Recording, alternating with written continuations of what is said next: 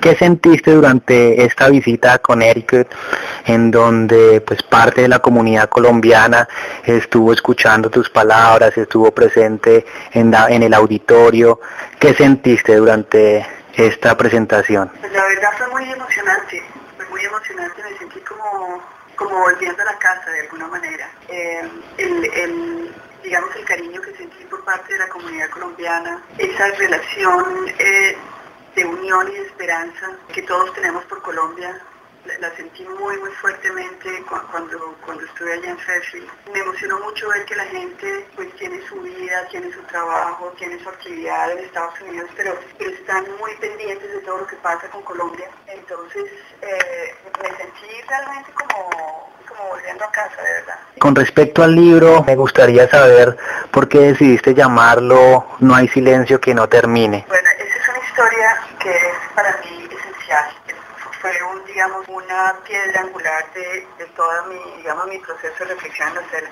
Este es un verso de Pablo Neruda en realidad. Es un poema muy lindo que se llama Para Todos de Pablo Neruda, no muy conocido, pero muy hermoso, en el cual Pablo Neruda habla de la muerte, de lo que queda de uno después de la muerte y en particular lo que le queda a los amigos de uno cuando uno se ha muerto. Y él decía que lo que queda son las palabras, es decir, es aquello que uno deja, es ese eco de la energía de uno a través de las palabras, de los pensamientos que uno le regala a los demás. Y él en el poema dice, no hay silencio que no termine, es decir, como no hay muerte que pueda vencer la fuerza de las palabras. Y para mí eso fue muy importante porque yo viví durante todos esos años el duelo terrible de la muerte de mi papá y mi papá recitaba ese poema. Y a mí me volvían las palabras de mi papá con su voz, que la tenía como grabada en la cabeza, y eran palabras que cuando yo era pequeña no tenían ningún sentido, es decir, yo no les daba mayor importancia, pero ya una vez que la repetía en la selva, comencé a entender lo que significaban y el legado que me había dejado mi papá a través de esas palabras, que de alguna manera hacían eco a lo que decía Pablo Neruda en su poema. Y eso me llevó a una reflexión muy importante, y es yo qué quería dejar de mí, o qué era lo que le había dejado a mis hijos, suponiendo que yo no volviera y que me muriera. Yo pensaba, bueno, ¿será que las palabras que les dejé sí son constructivas, positivas, de amor, que les van a ayudar en la vida? Y cuando salí a la libertad y tenía, digamos, todos esos pensamientos conmigo, esa fue una de las razones por las cuales quise escribir el libro como lo escribí, midiendo cada palabra, escogiéndola, porque sentía que de alguna manera eso era lo que iba a perdurar de mí en los que yo amo el día en que yo ya no esté, que es obviamente algo que va a suceder. Tú me hablas de un legado que quieres dejarles a tus hijos, y pues este libro que estás dejando para nosotros y para todos los lectores, pues es un legado. ¿Y tú qué le quieres mostrar con este libro a las personas que lo van a leer y que lo han leído? ¿Qué le quieres mostrar a ellos? Digamos que hay dos niveles. Hay uno, el de dar testimonio. Yo sentí cuando volví de la selva que había mucha curiosidad por saber lo que se había vivido, pero esa curiosidad podía también ser una curiosidad desviada, una curiosidad morbosa, una curiosidad malintencionada. Yo me acuerdo en algún momento por la radio oí comentarios de burla que de alguna manera me afectaron porque sentí que era algo que había significado tanto dolor y seguía significando tanto dolor para tantas personas en Colombia, que no se podía aceptar que se tomara a la ligera y que se desvirtuara algo que finalmente representaba una página muy importante en nuestra historia como pueblo colombiano. Entonces, escribir un testimonio que le permitiera a las personas entender el contexto y que la persona que lo leyera pudiera como vestirse de la piel mía y meterse en esa selva conmigo y ver lo que yo veía, sentir lo que yo sentía, tocar lo que yo tocaba. Me parecía que era la mejor manera, digamos, de llevar a las personas a hacerse una pregunta esencial, que es la que abre finalmente la compuerta de la compasión y del entendimiento, y que nos hace más humanos. Es cuando nos preguntamos, bueno, ¿y yo cómo hubiera reaccionado? Es muy fácil simplemente, es decir, juzgar. Probablemente una de las mayores lecciones que me dejó esta experiencia de cautiverio es la inutilidad de juzgar. Eso fue una de las cosas que yo quise hacer. La otra era compartir lo que para mí había sido una adquisición de conocimiento espiritual. Es decir, la primera, digamos la más importante de esas enseñanzas que me dejó la selva es el poder de transformación que tenemos cada uno de nosotros. Que pensamos que somos lo que somos y que no podemos cambiar y que la gente alrededor nuestro pues no tiene que aceptar como somos, porque así llegamos a la vida y tenemos nuestro carácter y tenemos nuestra manera de ver las cosas. Pero más allá de eso, realmente estamos aquí sobre esta tierra para transformarnos en algo mejor, no para complacernos en nuestras debilidades y en nuestras pequeñeces, sino al contrario, superarnos. Y esa superación implica no solamente una superación intelectual ni física, que es a donde siempre llevamos, digamos, nuestra energía, sino una superación espiritual, que es la de controlar nuestras reacciones, controlar nuestras emociones, proyectarnos en un mejor ser humano y por lo tanto monitorearnos de una manera que lo que le damos al mundo sea lo mejor de nosotros mismos y no, digamos, esas reacciones muchas veces de agresividad, de pequeñez, de mezquindad, de egoísmo que todos tenemos, que a todos nos cuesta trabajo dejar, pero que cuando logramos superar esa etapa en la que estamos y logramos crecernos, pues le hacemos tanto bien a todo el mundo alrededor nuestro y obviamente a nosotros mismos, pero sobre todo aportamos más luz al universo y yo creo que eso es como lo fundamental. Ingrid, después de toda esta experiencia, después de haber estado 6 años y medio en la selva, de vivir esta experiencia tan aterradora para un ser humano que es estar sin libertad, ¿tú qué piensas acerca del secuestro? Muchas veces yo pensé que hubiera sido mejor que me mataran el día en que me secuestraron y no que me secuestraran. De alguna manera la muerte es un dolor inmediato y definitivo. Lo que es terrible en el secuestro es la prolongación de la incertidumbre. Es decir, que no es solamente la de la víctima, sino de la familia de la víctima. Para mí el secuestro es de una crueldad absoluta, no tiene ninguna justificación. Es algo que va contra la naturaleza humana porque la esencia del ser humano es su libertad. Dios nos hizo ese regalo de la libertad, que Él hubiera podido perfectamente no darnos y hacernos como robots programados para hacer el bien, pero nos dio la libertad para escoger quiénes queríamos ser, cómo queríamos comportarnos. Y el hecho de secuestrar es, digamos, una negación de esa cualidad espiritual que se nos dio como seres humanos. Entonces, me parece un crimen superior a cualquier otro crimen. Dicho esto, pienso que tenemos que enfrentarlo en Colombia en particular de una manera constructiva y entender que el secuestro que estaba, digamos, doliéndole a tantas familias en Colombia es el resultado de lo que hemos construido como sociedad. Una sociedad de mucha injusticia, de mucha exclusión, de mucha negación del respeto a los demás, de negación de la condición humana a la mitad de nuestra población.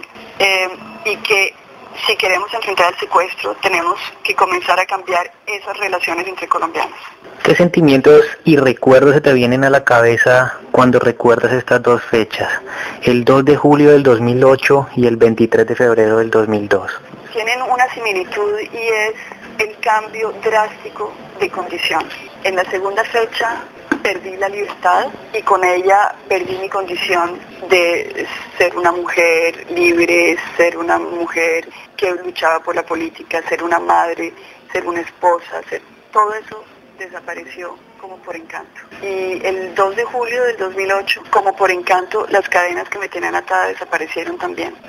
Eso marca obviamente la manera como vemos la vida, porque cuando a uno le sucede una experiencia de esas repetida 2 veces en que se te cambia la vida por completo en un segundo, entiende uno la precariedad de lo que nosotros entendemos como nuestro confort, como nuestras decisiones, como la posibilidad de planificar nuestro futuro. Yo creo que eso me enseñó a darle gracias a Dios, a tener mucha gratitud por lo que me llega cada día, pero también saber que toda la felicidad que tengo, el amor que tengo, la presencia de las personas que amo, todo eso puede cambiar en cualquier momento. Entonces, de alguna manera hay algo de de esta expresión latina carpe diem, de disfrutar el momento, disfrutarlo de una manera muy responsable. Yo pienso que uno de los momentos más difíciles que tuviste que enfrentar fue cuando regresaste a la libertad y te das cuenta que han pasado 6 años y medio, no solo en tu vida, sino en la vida de las personas que están alrededor tuyo, y tratar de volver a encontrar tu lugar en la vida de estas personas que estaban contigo. Yo creo que fue uno de los momentos más difíciles para ti.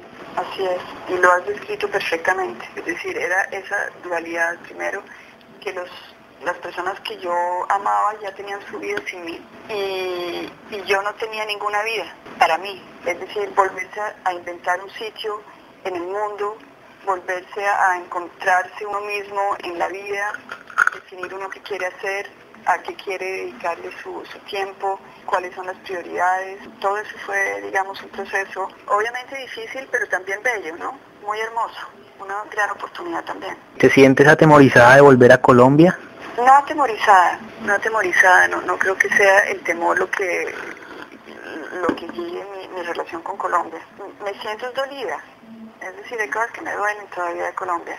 Y yo sé que tengo que pasar por un proceso, digamos, de sanar heridas, pero eso lo voy logrando. Digamos, cada vez que estoy con colombianos en cualquier lugar del mundo, siento esa conexión tan fuerte. Yo sigo vibrando por Colombia, mis sueños siguen estando en Colombia, pero no es el miedo lo que me une a Colombia. Lo que me une a Colombia es primero el sentimiento de un gran amor que está ahí y también de heridas profundas que hay que sanar, pero el gran amor está ahí y yo creo que eso es lo fundamental.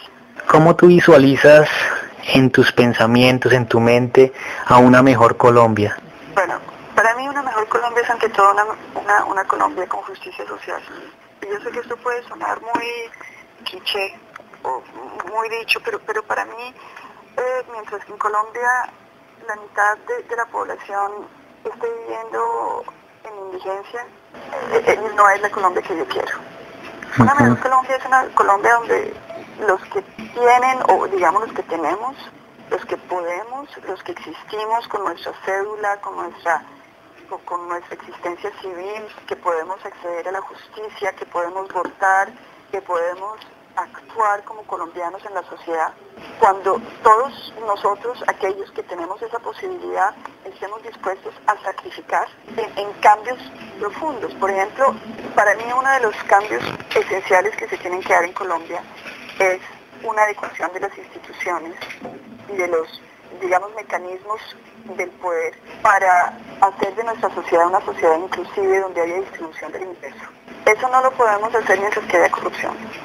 Es decir, la corrupción es lo que hace que los mecanismos democráticos estén pervertidos y el esfuerzo de la comunidad termine en manos de unos pocos y no bienestar a la mayoría. Mientras que no logremos enfrentar la corrupción, yo estoy convencida que en Colombia no vamos a lograr superar los índices de exclusión que tenemos. Ahora, enfrentar la corrupción no es una decisión política de un gobierno, tiene que ser un clamor nacional, tiene que ser una toma de conciencia, porque todos tenemos que atacar la corrupción, de alguna manera todos nos beneficiamos en algún momento de la corrupción, ya sea porque podemos no pagar la multa que nos pone el policía si vamos rápido en una carretera, o podemos no pagar los impuestos, o podemos no pagar lo que consumimos de electricidad o de agua, es decir, son miles de momentos en los cuales la corrupción nos puede beneficiar.